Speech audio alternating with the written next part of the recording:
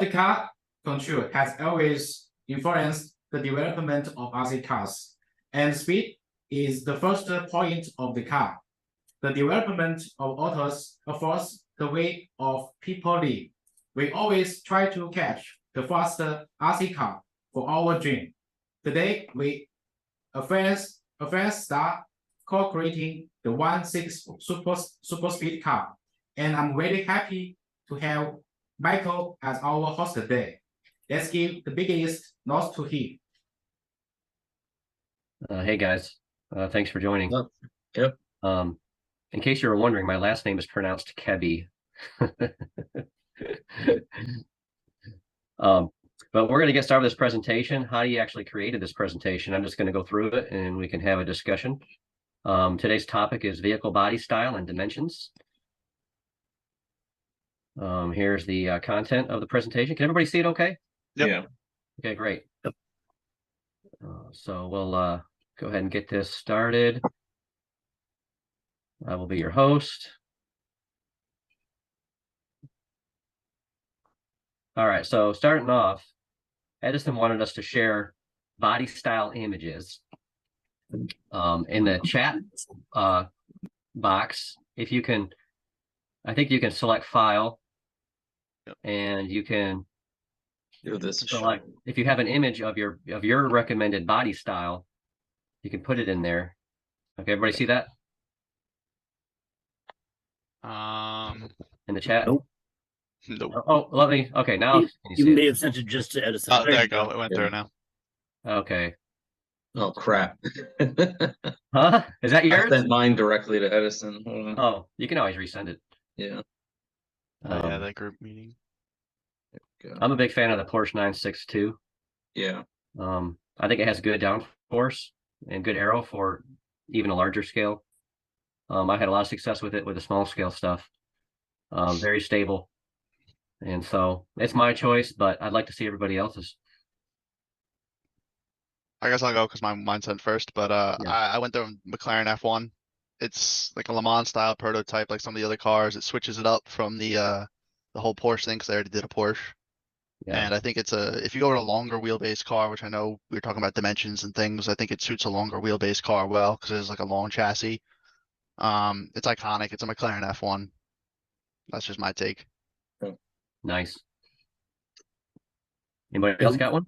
Yep. When I put up there, that's the Toyota TS050. Okay. Aerodynamics, some may not see it as being the most aerodynamic, but at Le Mans, it did set a new lap record faster. Basically, it broke the 917 record for the fastest lap ever. Can also show another angle of it. This body's already been made with the 1/7 scale, and some people have done really well with it. It's one of the bodies that Peter Dirks runs on his car, and it does not need that rear wing. He runs fins on his, so for actual testing, it's already been proven at 190 miles an hour. We talked about aero, aesthetic appeal, historical and cultural. I mean, some hobbyists like to buy something that has a history, like the 962 or the 917. So it probably should be modeled after a real Le Mans. Yeah, I think anything after a real Le Mans car is gonna have the same effect as the 787 and the 917. Yeah. Like seeing this, I'm not gonna lie, seeing the 787 I thought was cool. It's like one of my favorite cars of all time. Yeah. Oh yeah.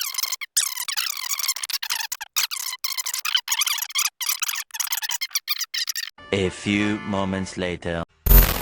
Oh, here's the real size of the car. So Edison presented three options, but one of them is a 1/7 long axle. So that's a stretched 1/7. One of them is 1/6. That's option 2, I believe. Mm-hmm. And then the last one, it's another 1/7, but I think it's the short wheelbase one, or standard 1/7 maybe. That's what it looks like.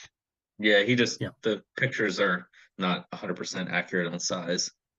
Okay, so I guess we need, to talk about these options here. Yeah. This is a big decision right here. Personally, I really like the idea of stretched 1/7. A lot Yeah. of guys, yeah, the last meeting, were leaning towards that option. I In mean, my you look at opinion, with all the testing that's been done on the last few years to get the 1/7 platform to 200 plus, the groundwork's already been laid.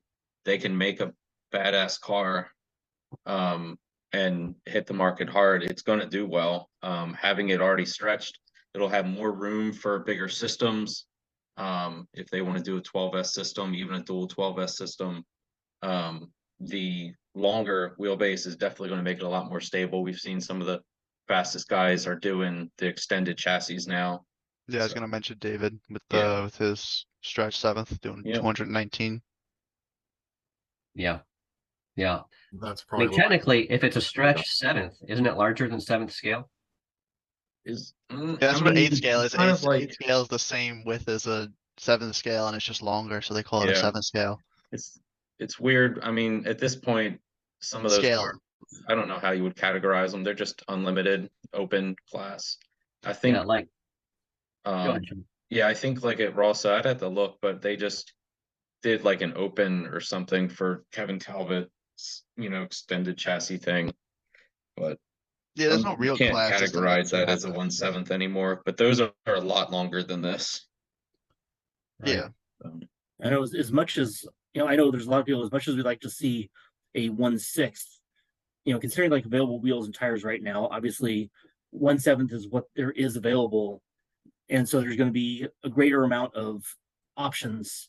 If looking for, pre-mounted wheels, foams, you're going to have far more options available. Everybody who buys it will have more options available than going Yeah. to the 1/6. I mean, at the same time, the idea of breaking new ground, there is no other 1/6 really. So breaking that new ground could be beneficial, but if there's nothing to support it, yeah, then it ends that up is being the bust. problem.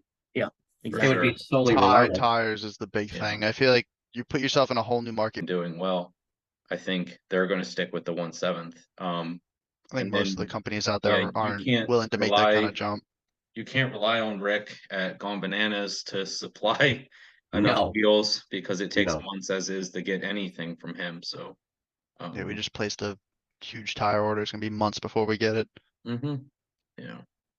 So, Well, regardless of whether it's 1/7 or 1/6, Relarlo's, they want to make everything, yeah, so I know. it just And they gives us wanna the option develop if wheels. Relarlo stuff That's isn't true. up to par, you can put the aftermarket stuff on. Yeah, Going wider that makes it front- much more difficult to go having that fast. additional front area is going to it's going to be a lot bigger of a holdback than maybe they realize. But just look at the difference of what can be done with the 10 scale cars to the 7 scale cars. I mean, we did some gnarly speeds with the 10 scale. Yeah. And people like options. As much as Relarlo, and I know you guys probably want to develop your own stuff, getting your stuff into every hobby shop in America or across the world is a difficult thing to do. Yeah. I think just building on top of an infrastructure that's already there with aftermarket tires for guys who aren't necessarily doing speed, who they go out and they bash and they burn through a set of tires in 15 minutes, and they want to go in and grab another set and throw them on and go beat the car up again. It's limiting, especially if you guys are the only people selling them. It's hard have everything limited like that. Yeah. Well, don't you guys think, I mean, if there's no rules, why can't the stretched 1/7 just be called the 1/6? You definitely can do that. Like it's I mean, the that's same just, concept. you're marketing it as something different, but still you can use 1/7 scale parts on it. Mm-hmm. Just like it's the 8th scale, like those are really 8th scale parts because the 8th scale is just Right. a The lot. BSR tires are 8th scale tires. Yeah. Exactly. You could call a stretch 7 scale a 6 scale fairly easily, and I Yeah. think it's just it'd be a better move. I think it's just That's what I would do. Yeah. Was definitely an issue with the 40 can motors, the 4 poles. People were having issues with them catching on fire as soon as they plugged them in. But Well, when they they never did really go to that new They never really firmware, admitted fault with it either, did they? how much testing's been done and how much hasn't worked. and just availability and It's just just going to be options. a huge holdback for 6 scale for that size wheel that he has. Yeah, it's going to be a hard one. So I don't know. I know it would be cool to have a bigger car, but if they want to make a car that's like a world record contender, which I know that's what they want, then keeping those 7 scale wheels would be the smartest move, in my opinion. Yeah, and same with me, just the availability point. Like I work at a hobby shop, like people come in, they want like as much as you can't provide like as many options as one manufacturer makes compared to the whole market Yeah. that's available that people are going to be making tires for, you know. I mean, that market might catch up eventually if, you know, it's successful and there's a market there, but you know, It's take a Well, while. yeah. it'd take a long time to, Look at the 5th scale market, how long the FGs and stuff have been around, and there's really not, the Nothing to fastest support it. FG is 149 with the Marcos, and he's had trouble getting back above 140 with that car, with the tires that are available. And it's been years and years and no changes with that. Edison says, I'll fix the wheel problem.